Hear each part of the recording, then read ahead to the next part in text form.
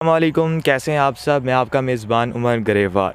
Welcome to my new vlog. और आज का व्लॉग आप लोगों के लिए बहुत ही इन्फॉर्मेटिव होने वाला है, क्योंकि यार मैं आपको एक अच्छी चीज़ बताने लगा हूँ और एक ऐसी चीज़ बताने लगा हूँ जो कि मैंने व्लॉग के अंदर पहले नहीं बताई।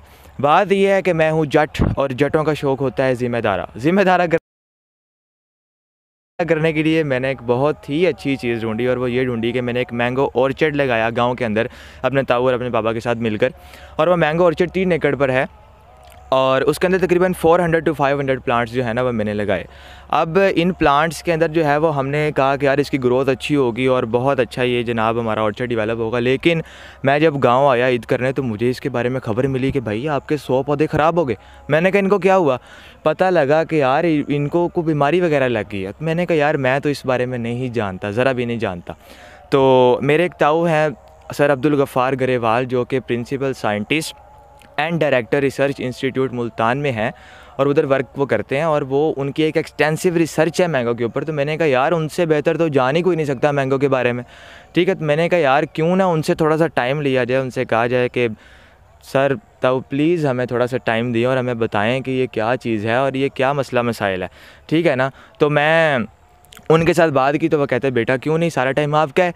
तो उनसे बात की है, तो अभी हम उनके पास चलते हैं और वो हमें इन्फॉर्मेशन इस बारे में बताएंगे और सब चीज़ें बताएंगे। इन्फॉर्मेटिव वीडियो बन जाएगी। Welcome doctor Abdul Ghaffar Grewal.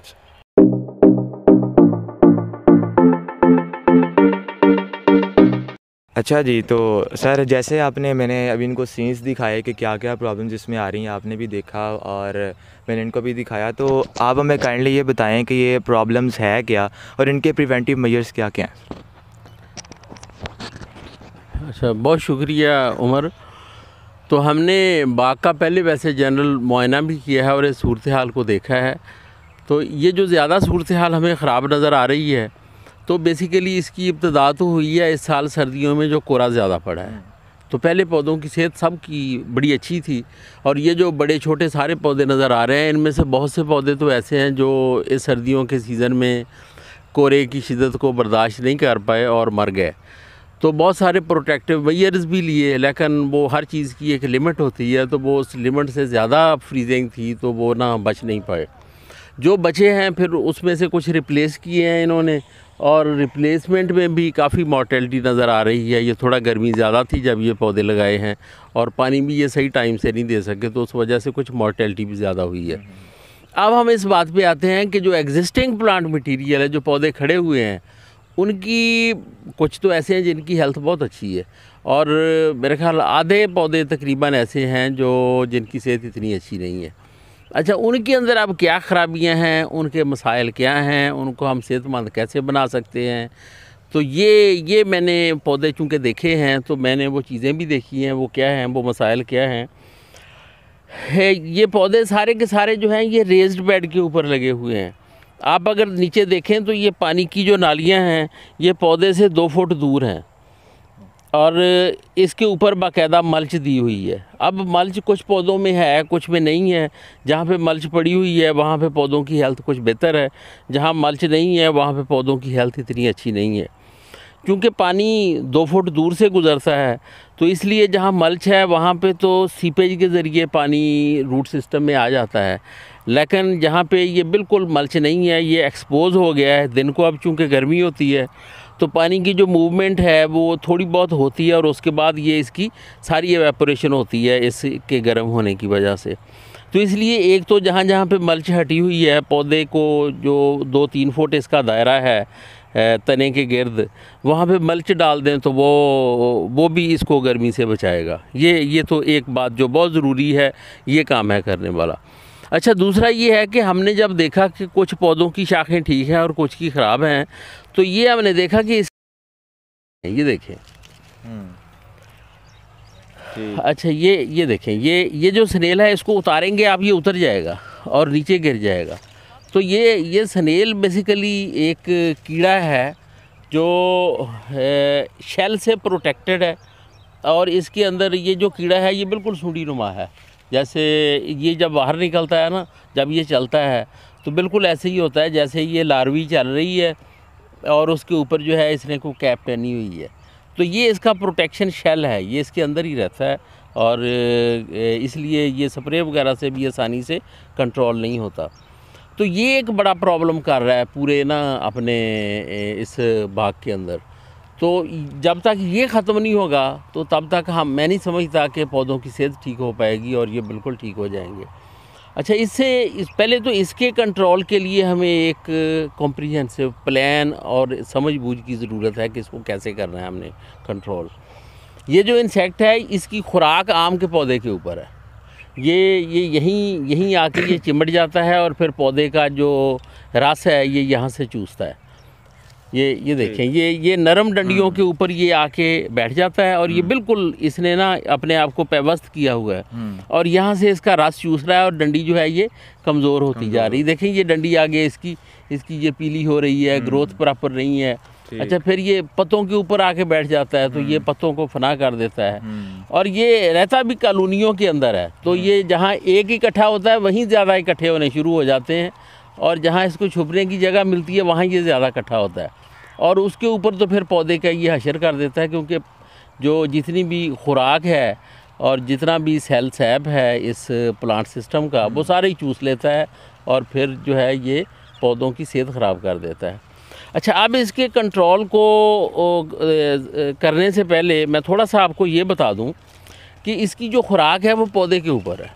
ये इसने खुराक जब भी लेनी है वो पौधे से लेनी है, लेकिन इसकी जो ब्रीडिंग प्लेस है वो साइड पे है इधर, कि इसने अपने आप को मल्टीप्लाई यहाँ करना है। इसने एग लेंग भी वहाँ करनी है, इसके बच्चे भी वहीं से निकलेंगे, लेकिन ये फिर आएंगे इधर। खुराक इसकी ये है। तो ये वेट जो कंडीशंस हैं, मॉइस्ट कंडीशन है, लूसन की फसल की वजह से ये इसकी ब्रीडिंग प्लेस है और ये इसकी खुराक है। अब ये दोनों चूंकि एक जगह पे इकट्ठे हो गए हैं, अब इसको बढ़ने की जगह भी मिल गई है और खाने के लिए अब इसको खुराक भी मिल गई है। तो अब दिन ब दिन इसकी पॉपुलेशन बढ़ती जाएगी, क्योंकि इसकी अपनी एज भी काफ़ी होती है। ये 2-3 साल तक इसकी एज होती है, बाज़ को 4 साल तक ये उम्र के चले जाते हैं और ये बार बार नीचे उतरते हैं, उधर जाते हैं, जाके एग लेइंग करते हैं, वहाँ से फिर इधर आ जाते हैं। तो ये इनका एक साइकिल है जो चल रहा है। अब अगर उसको हम ख़त्म भी कर दें तो ये बहुत देर इसके ऊपर भी ज़िंदा रह सकते हैं। कोई और क्रॉप आएगी 2 महीने की, 4 महीने की, तो फिर ये अपना ब्रीडिंग साइकिल वहाँ से फिर स्टार्ट कर लेंगे। तो इसलिए हमें इसको कंट्रोल करने के लिए इस पौधे के ऊपर इसको कंट्रोल करना है कि इसके खाने की चीज़ें इसको ख़त्म होंगी तो फिर ये ख़त्म होगा, वरना ब्रीडिंग प्लेस इसको गाहे बगाहे मिलती रहेगी। अच्छा, इसका केमिकल इसके लिए बहुत इफ़ेक्टिव नहीं है। वो इसलिए इफ़ेक्टिव नहीं है कि ये शेल से प्रोटेक्टेड है और जिस किस्म के केमिकल इसे कंट्रोल करते हैं वो पौधे को पहले नुकसान दे देते हैं और कीड़े को बाद में नुकसान देते हैं। तो इसलिए ये कोई समझदारी नहीं है कि किसी ऐसे इंसेक्टिसाइड या केमिकल से इसको कंट्रोल किया जाए जिससे पौधा भी डैमेज हो जाए और इंसेक्ट जो है वो पता नहीं डैमेज हो या वो शायद बच ही जाए। अच्छा, तो इसका बेहतरीन तरीका ये है कि ये जो स्टेम है इसके ऊपर हम इसको यहाँ से लेके यहाँ तक इसको प्लास्टिक से रैप कर दें। ठीक, जब हम इसको प्लास्टिक से रैप कर देते हैं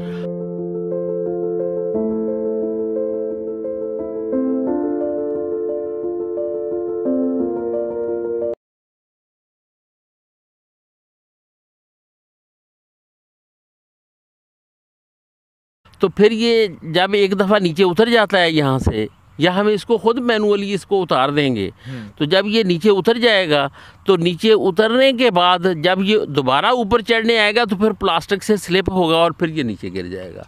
तो फिर ये इसके ऊपर नहीं चढ़ पाएगा।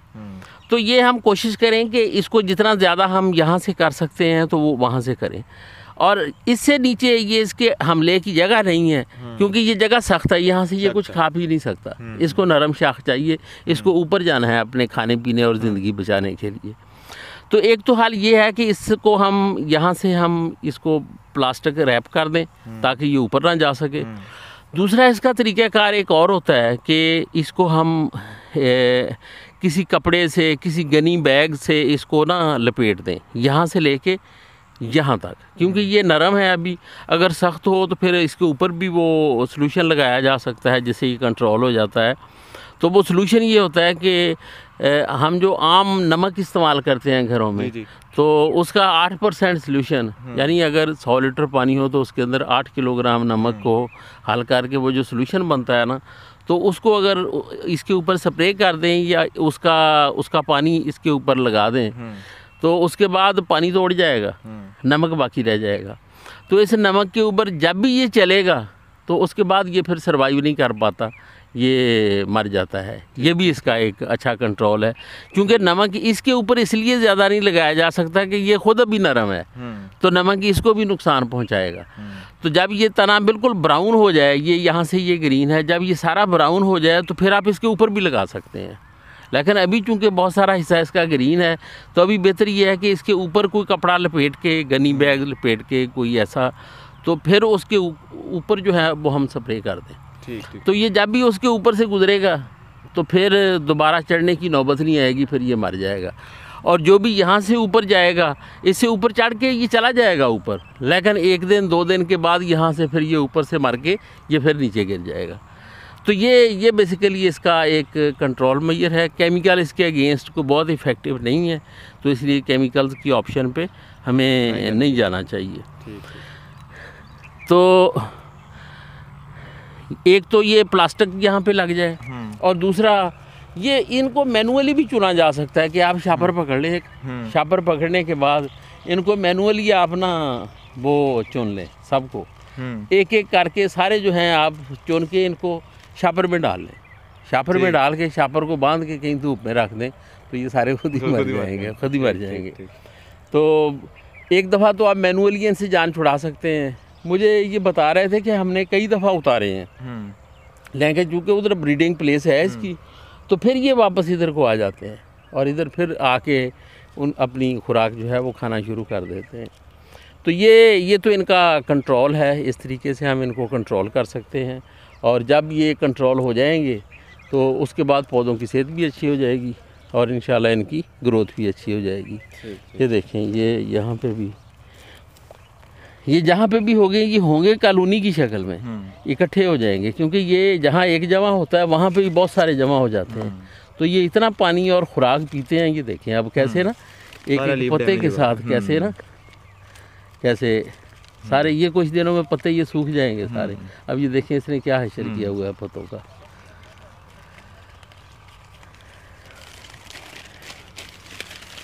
तो ये अगर हम 2 काम कर लें कि एक हम मल्चेस को बिछा दें, दूसरा इस इंसेक्ट को यहाँ से उतार दें और इसके ऊपर आने जाने का रास्ता हम बंद कर दें। इसको हम कहते हैं कि हमने एक बैरियर लगा दिया, तो एक बैरियर लगा दें, तो उससे ये इसकी जो पानी की कमी है वो मल्च से ठीक हो जाएगी। और जो इसके ऊपर जो एक आर्टिफिशियल प्रेशर इंसेक्ट ने क्रिएट किया हुआ है वो इसको मैनुअली ख़त्म करने से ख़त्म हो जाएगा और फिर वो बैरियर इसको ऊपर नहीं आने देगा। बेशक ब्रीडिंग प्लेस मौजूद है, लेकिन आम के ऊपर फिर नहीं आ सकेंगे। तो इस तरह ये है, तो थोड़ी सी मेहनत है, लेकिन उसके बाद फिर हम एक्सपेक्ट कर सकते हैं कि इंशाल्लाह गर्मियों में ये पौधे जो हैं ये खूब अपनी ग्रोथ करेंगे, बढ़ोतरी करेंगे और सर्दियों से पहले तक ये अपना अच्छा खासा स्ट्रक्चर बना लेंगे। ठीक। जैसे आपने सर अब्दुल गफ़ार ग्रेवाल साहब का इंटरव्यू देखा, उन्होंने एक एक चीज़ अच्छे तरीके से बताई कि ये कैसे इसको हम प्रिवेंट कर सकते हैं और ये बेसिकली है क्या। तो ये हमारे लिए एक बहुत अच्छी इन्फॉर्मेशन है और उन लोगों के लिए जो कि एक मैंगो ऑर्चर्ड डेवलप करना चाहते हैं और बहुत अच्छी उसकी प्रोडक्शन लेना चाहते हैं और वो चाहते हैं कि मैंगो फ्रूट बहुत अच्छा उनका हो, तो उनको ये चीज़ों का ख्याल रखना पड़ेगा। इसी तरह के इन्फॉर्मेटिव वीडियो मैं डालता रहूँगा अगले व्लॉग के अंदर, आप लोग देखते रहिएगा। होपफुल कि आप लोगों ने ये व्लॉग आप लोगों को बहुत अच्छा लगा होगा और कुछ लोगों के लिए बहुत ही ज़्यादा इन्फॉर्मेटिव हुआ होगा। मिलते हैं फिर नेक्स्ट व्लॉग में, अब तक के लिए अल्लाह हाफ़िज़।